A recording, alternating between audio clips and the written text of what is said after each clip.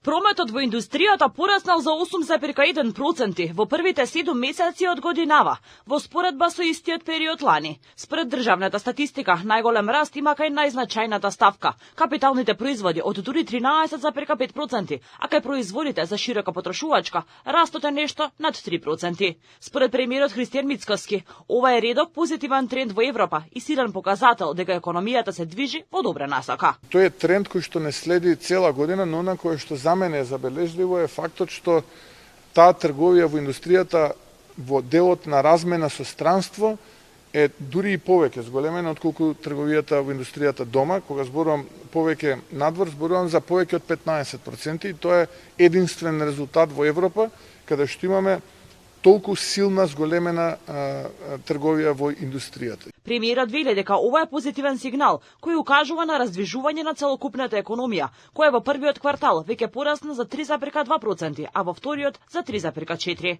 Очекувам во третиот и четвртиот квартал тој раст да продолжи до крајот на годината, така што ова се све индикатори кои што ние со години наназад не сме биле ни блиску да ги постигнеме, камоли пак да ги коментираме. Државниот завод за статистика веќе објави позитивни трендови и во услужниот сектор со раст од 16,1% во јули, како и во туризмот со раст од 10,2% во првите 7 месеци од 2025 во споредба со 2024 година.